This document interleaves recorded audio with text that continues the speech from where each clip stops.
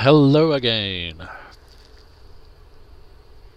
today is an interesting day for the footage because it is when we were able to get the truck and the tractor both unstuck and then proceeded to get the tractor stuck again. So our solution, instead of worrying about whether or not we're going to be able to get vehicles out there when I get the tractor stuck, because, I mean, let's face it, it's probably going to happen every year, because that's kind of the only way to know if it's too soon to actually, go out and work stuff. And there's quite a few areas that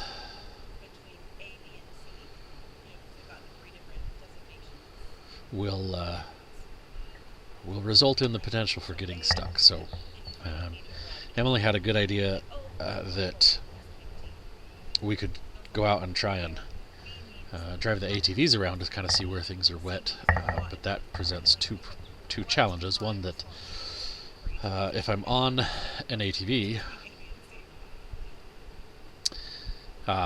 we'll hold on for a moment. So, in comes Kernigan again, and something that is definitely a never fail is the kitty in a box. Kitties love their boxes. So when I realized she was coming back and still looking for somewhere to lounge around, we gave her the lid to the winch mount. it took her a whole whopping, half a second or less to get in the box. So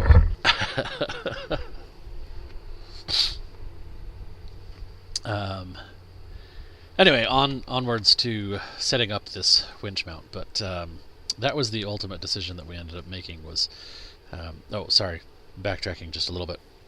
So it would be a good idea. However, that it would mean that I would be driving around with the grass whipping directly in my face on the ATV, because the grass out there is 6 feet tall in some areas and taller in some. So with how difficult the allergies this year have been, that's not a very pleasing thought to be driving around through the grass with it whipping around in my face. And the second challenge that it presents is that I don't think it would actually give us a accurate depiction of whether or not we're going to sink, because we have two ATVs at the moment. One is a 450cc and the other is a 700cc. I think the 450 weighs right around 500 pounds, and the 700 weighs around 650 pounds, I think, or close to 700 pounds. So they can go a lot of places. They have nice, off-road mud working tread that would be really difficult to get stuck in. And at that weight point, they weigh about 1/10 of what the tractor weighs, and they weigh a little less than 1/10, or a little more than 1/10 of what the truck weighs. They do both actually have winches on them, but they're both small 2,000-pound winches, because they're basically designed to get the ATV unstuck. So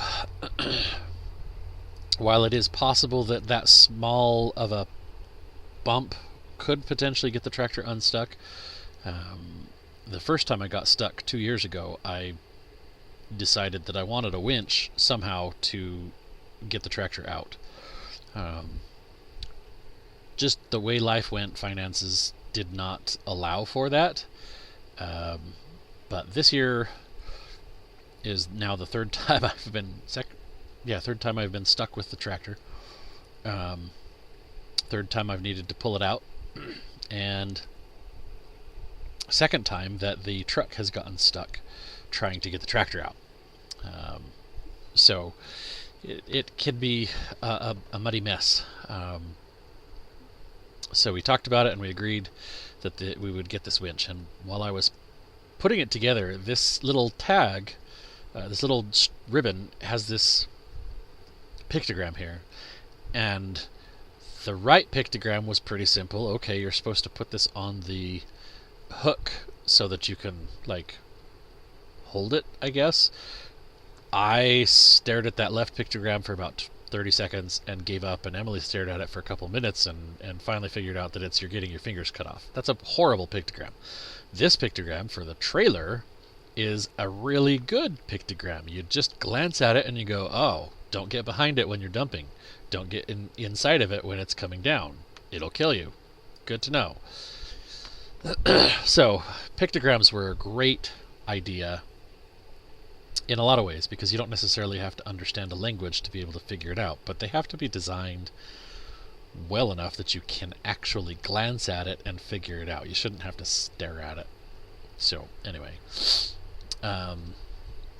Yeah, so life just never really warranted actually getting a winch.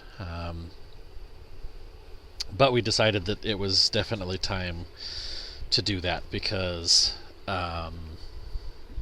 this is also the second time I have ended up losing or requiring tire assistance with getting stuck.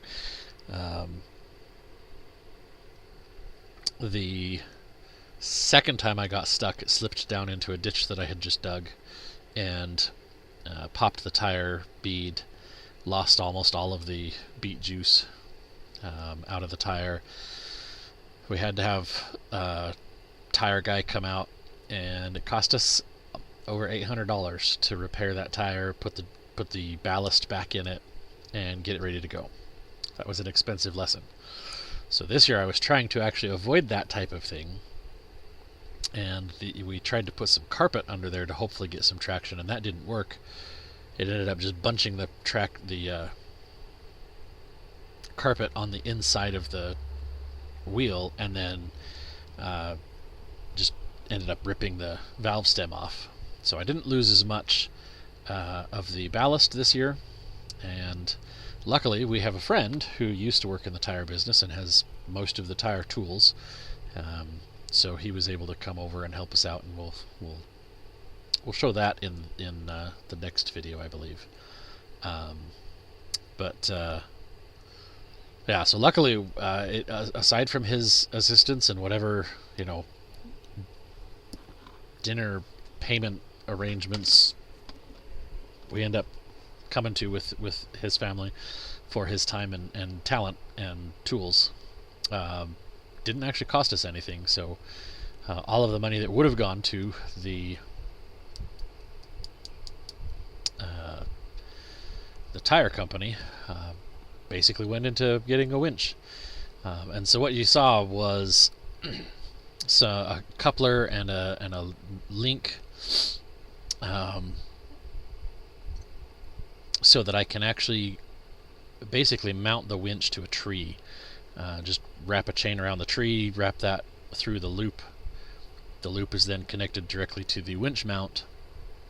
So all we have to do is take the ATV, the winch, and a battery, haul them out wherever it is that we need to go, wrap it around a tree, and I can, pull myself out of wherever I'm at. Alternatively, we can also mount that to the back of the truck in the receiver mount, and then, for instance, I'm going to use it to go over to our friend's property over here, and as I buck some of the cottonwood logs that he's got that are just waiting for me to go do this, I can then use the winch to drag them up the hill. We were relying on their tractor, but that required me to actually be there when he's available to do so. So that's a little can be a little bit challenging. because he also has a farm and lots of stuff, and they're working, building stuff on their house and their property, and so that's just this will be a way that we can alleviate that, and I can go over, cut the logs up, wrap a chain around them, drag them up, and then when he's able, then all we have to do is just go over there with his tractor, load them onto a trailer. I can bring them home and unload them, and then mill everything up. So it'll make things much nicer that way. But then the little adapter will also come in handy, because if I need to, well, not need, but if I choose to help somebody else out when they're stuck, slid off the road or things along those lines, even if I don't have the winch.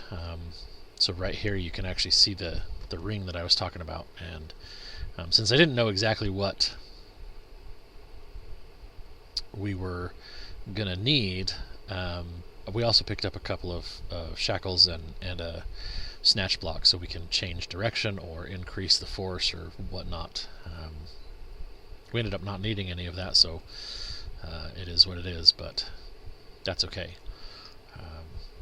So we're just getting everything set up here, and this is the battery from our little 12-foot John boat for the motor for it. And I went over to the truck to get a couple of the chains, and you'll see this process actually goes pretty smooth. The biggest challenge that we faced was, I learned the hard way that with the truck, I was trying to drive as much as possible, just because I'm used to doing that. So whenever somebody gets me unstuck, I try and use my vehicle's force whenever I can.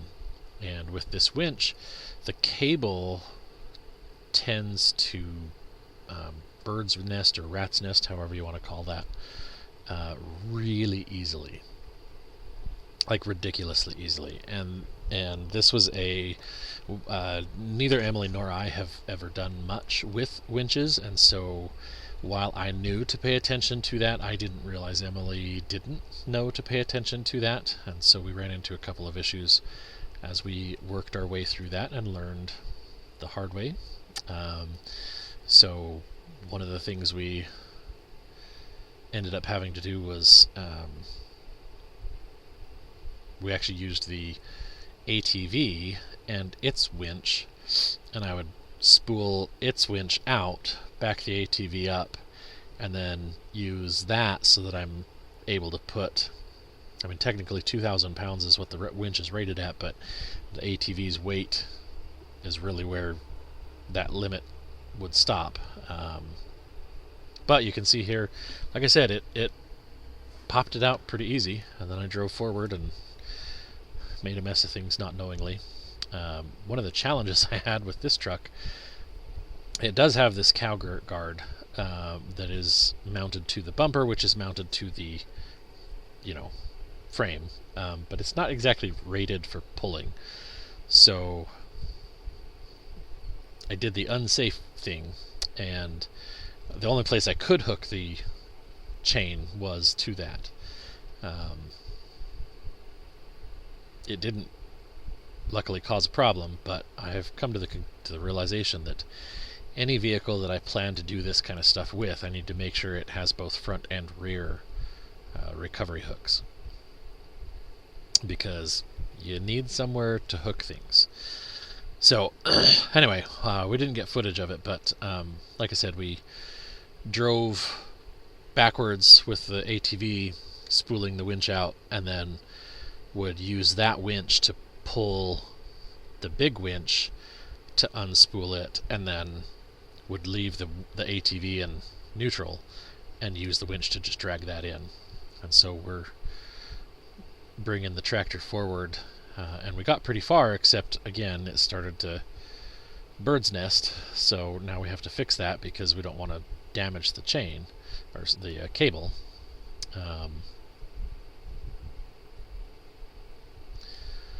And I was trying to think of the easiest and best way to do this, and realized that it was just going to be easier to unhook it from the tractor and just do the same thing with the ATV and just drive the ATV out with the cable attached and then winch it in.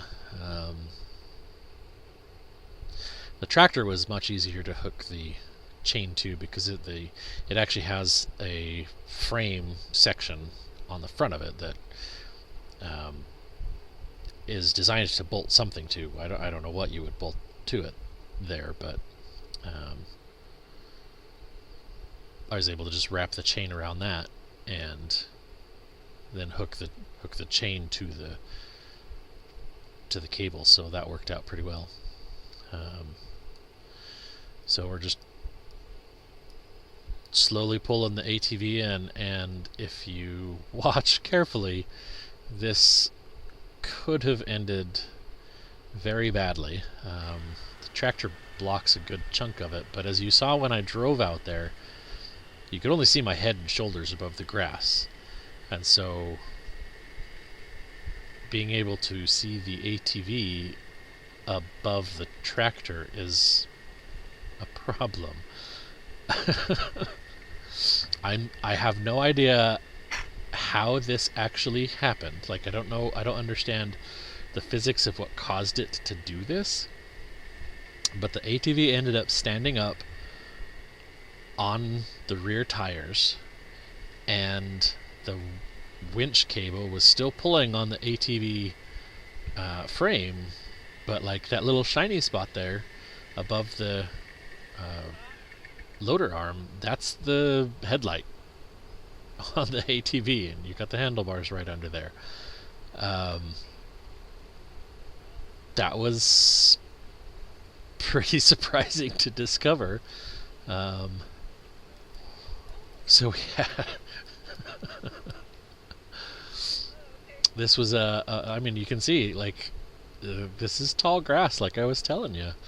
I mean, right there where I'm standing, it's 6 feet tall for the main blades of grass, and the little tufts up there are even taller.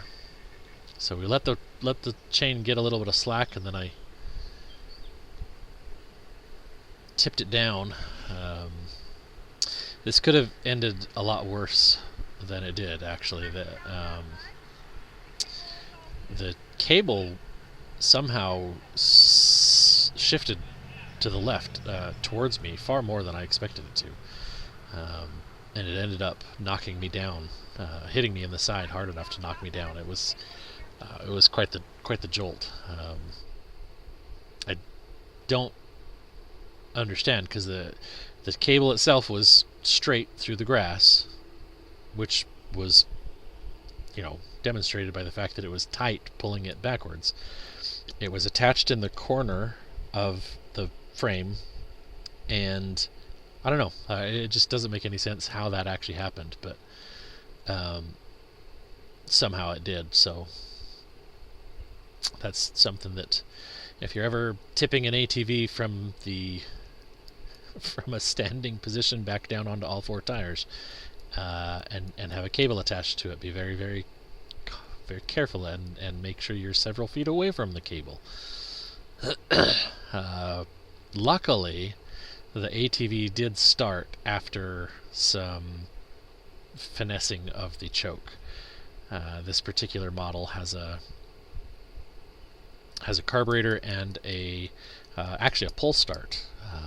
So if if the battery dies, it's a beast to pull that motor. But it does have a pull start, and we have had to use that at times.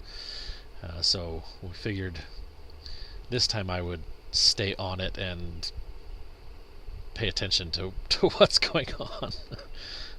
But we got that tied back in, and so we just hooked that back up to the chain on the front of that frame mount, and after moving the ATV, popped it back out. It got out fairly easily, but you can see it's leaning super low on this right hand side, or if you're looking at it, the side closer to the camera. It's the right hand side if you're sitting in the seat. The flat tire is making a big difference. But we did get it so that it could move freely, and then are just working on cleaning up all the pieces and putting them, back on the ATV so that we can take everything back to camp, so to speak. This little portable receiver mount ATV frame worked really well. The one challenge that it did have is that it kind of, as you tighten that line and it starts to pull, it brings it up off the ground and then has some twistability to it. So that'll take some experimentation and figuring out. I'm setting the camera up here and try and drive my way out. And the camera didn't last long at all. I got around the shrub there and looked up and realized it wasn't there.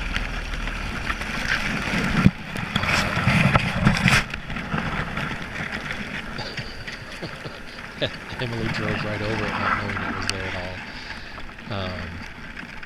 As she was following me on the ATV. So it took me a minute to figure out, and luckily the red light from the record is actually functioning. So that was the only way I ended up finding it, because it's buried in the grass. So if it hadn't been for that little red flashing light, I don't know that we ever would have found that. But luckily we did find it. It just took a few minutes. And then Emily took hold of the camera. And I'm actually going to leave this in real time for a few minutes, so you can really see what it is that we had to deal with in getting everything out. And the hard part is that if it hadn't been for the flat tire, I don't think it would have gotten stuck again, because even just we let it sit for a couple of days, and that was enough that even with the flat tire, I was able to use the forks on the tractor to pop that up and pull it forward just enough to gain some traction again, and then drove it the rest of the way out on its own. So should I leave my headlights on or no?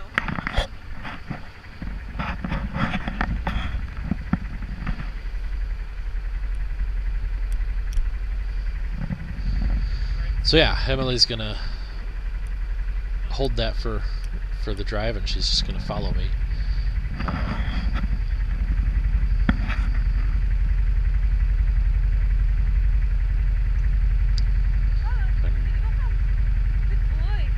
The only downside to this footage is that it makes it look a lot darker, because these GoPros don't work very well in low light, and it's not actually that dark. You can see there is a need for the headlights.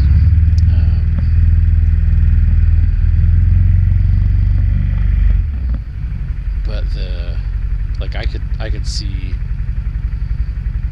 where I was going without the headlights. I just had them on because it was dusk. By the time I get stuck again, it was super dark. At that point, it was full dark, and I as soon as I started to lose traction, I just quit trying and said, we'll just deal with this another time, because I knew that the grass was going to be a problem. And just the amount of time we spent, about I think 3 hours out here working on this between the two vehicles, and then fixing the winch line, trying to get that straight again.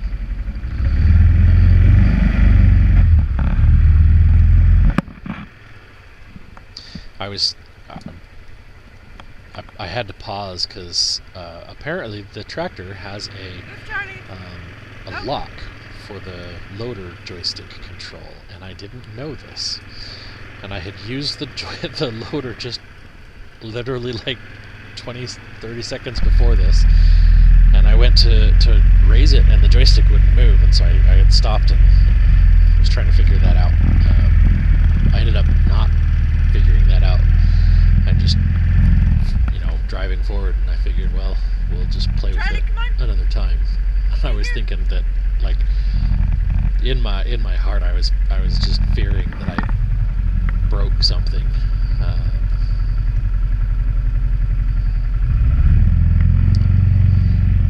So I kind of assumed I was going to get stuck here. This is the same.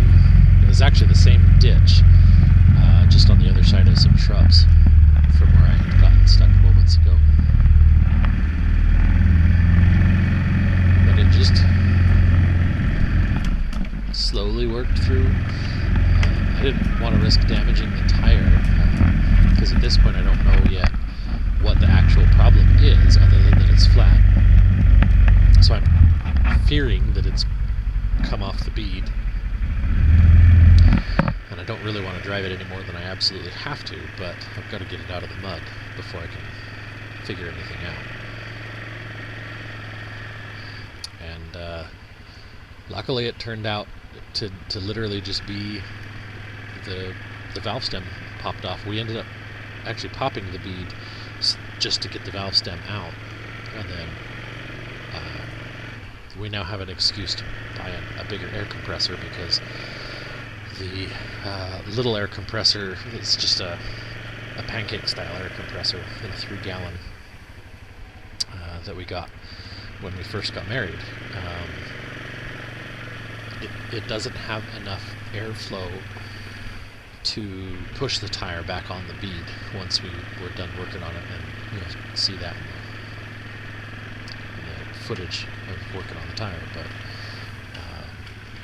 yeah, we ended up having to take the tire into Les Schwab, and luckily Les Schwab is pretty awesome. We've had some bad luck with this particular Les Schwab, or we have 2 of them that are accessible, one in Chehalis and one in Centralia. And one in Chehalis, I don't know if they just have employees that don't know what they're doing sometimes, but they'll tell you stuff over the phone, and then you get there and you find out things are totally different than what they told you. That's happened quite a few times. Come on. But this type of work is actually done on their big tire / truck side, so things are a little bit different. But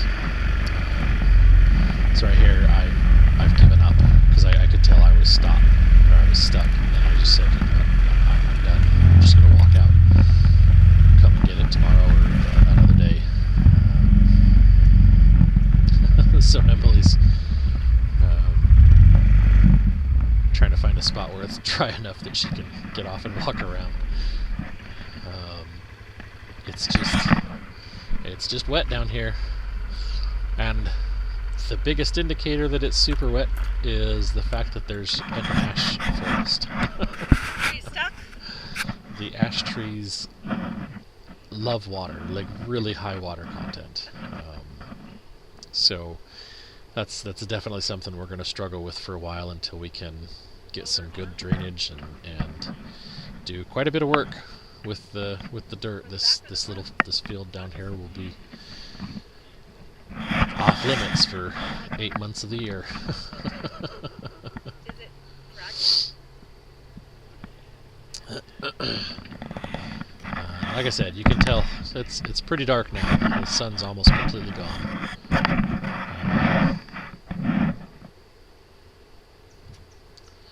So she wanted to come back and double check to make sure everything was okay, and I was just gathering the pieces that were there that I didn't want to leave out here again. Like the other camera, and there's a couple other tools that I didn't want to leave on the tractor.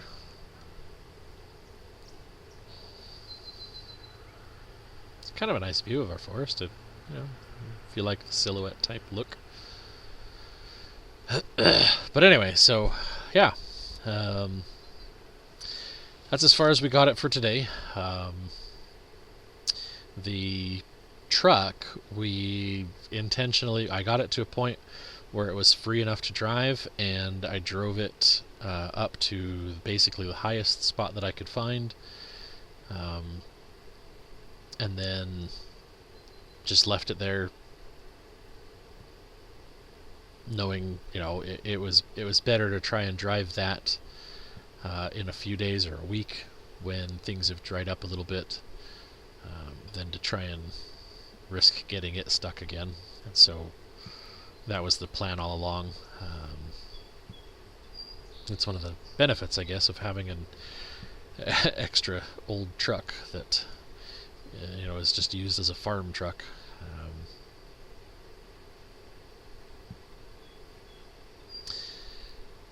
We'll see what the future of that particular pickup ends up being. It's sort of already considered to be a parts truck, to pull body parts and things to put on this F-250 that we have. The challenge that we're stuck with at the moment is the F-250 has a total towing capacity of only 10,000 pounds.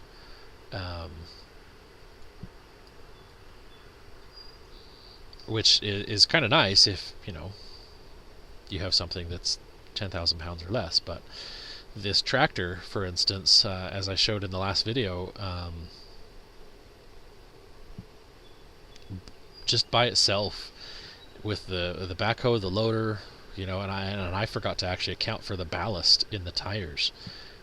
So that adds another 1,000 pounds to those numbers. So by itself, this tractor is already pushing up over that 10,000 pound mark when you add a trailer in. Now our little trailer is less weight than that other one. So the F-250 could haul our flatbed trailer when I get it finished up, with this tractor on it, and the backhoe and the front loader and the ballast. But that's up there pretty close to the max, and we want to pick up at least a 10,000. Hopefully we can find a good deal on a 12,000 pound excavator, so that it's big enough that we can actually do work, like when I need to remove the many stumps in our forest, for instance, as we work on changing the forest from an ash forest to a sustainable forest that isn't going to get wiped out by the ash borer beetle. That's going to take a lot of work. But yeah, so our hope and goal is to get a 12,000 pound excavator. Well, you've got to have a heavier duty trailer than what we've got, so we're looking at probably a 3,500 pound trailer, which means we need a 16,000 pound towing capability. So I don't know what we'll do with the F-250, and I don't know what we'll do with the F-150. Who knows?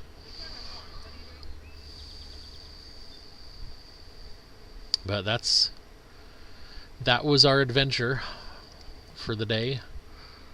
It was pretty disheartening to get stuck again, and I'm still suffering from the allergy issues, just from walking around and being out there in that forest. We definitely have to figure something out, and Emily's suggestion is to try a paint respirator, which I'll have to get some fresh filters for my respirator, but we might have to try that. Or the other idea is that she'll have to overcome her fear of or not necessarily fear, but her uncomfort of working the tractor, because it's just something that's totally new to her. So we'll see where everything goes, and what life brings for the future. But as always, thank you for your time watching. God bless you and yours, and I hope you stay safe and healthy out there.